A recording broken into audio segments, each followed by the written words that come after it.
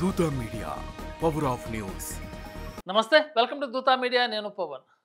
దుబ్బాక ఉప ఎన్నికల సమయంలో ఫోన్ ట్యాపింగ్ ప్రారంభమైందని, తన ఫోన్ మొదటిసారిగా ట్యాప్ చేశారని బీజేపీ ఎంపీ రఘునందనరావు ఆరోపించారు.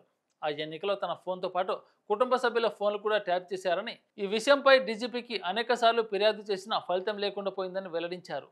ప్రత్యేక దర్యాప్తు బృందం ఫోన్ ట్యాపింగ్తో సంబంధం లేని కాంగ్రెస్ నాయకులను విచారిస్తుందని, తాము ఆధారాలు ఇవ్వడానికి సిద్ధంగా ఉన్నామని తమకు ఎందుకు పిలవడం లేదని ప్రశ్నించారు. సీటు విచారణను డైలీ సీరియల్లా నడిపిస్తూ ఆధారాలు ఇచ్చే వారిని పక్కన పెట్టారని, కాంగ్రెస్ బీఆర్ఎస్ మధ్య రహస్య ఒప్పందం ఉందని విమర్శించారు. రఘునందన్ రావు కాంగ్రెస్ ప్రభుత్వంపై కూడా తీవ్ర విమర్శలు చేశారు. కాంగ్రెస్ పాలనలో ప్రచార ఆర్భాటాలకు తప్ప స్థానిక సంస్థల ఎన్నికలు నిర్వహించడం లేదని, పథకాల పేర్లను మార్చడంపైనే దృష్టి పెడుతున్నారని ఆరోపించారు.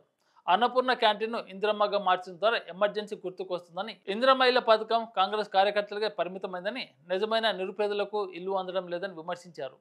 ఈ పథకం కింద ఒక గ్రామంలోనైనా నిరుపేదలకు ఇల్లు ఇచ్చామని కాంగ్రెస్ నిరూపిస్తే సవాల్కు సిద్ధమని అన్నారు.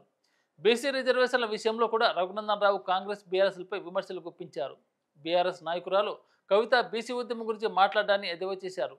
10 ఏళ్ల బీఆర్ఎస్ పాలనలో బీసీలకు అధ్యక్ష పదవులు, ఎల్పీ నాయకత్వం ఇవ్వలేదు. ఇప్పుడు బీసీ ఉద్యమం గురించి మాట్లాడడం హాస్యాస్పదమని అన్నారు. మతపరమైన రిజర్వేషన్లను తొలగిస్తే రాజ్యాంగ సవరణ ద్వారా బీసీలకు న్యాయం చేస్తామని హామీ ఇచ్చారు. ఇటీవల తనకు వచ్చిన బెదిరింపు కాల్పై పోలీసులు విచారణ చేస్తున్నారని, నియోజకవర్గంలో పర్యటనకు వెళ్లినప్పుడు ఎస్కాట్ 3 సిబ్బందిని కేటాయిస్తారని పోలీసు ఉన్నతాధికారులు తెలిపినట్టు రఘునందన్ రావు పేర్కొన్నారు.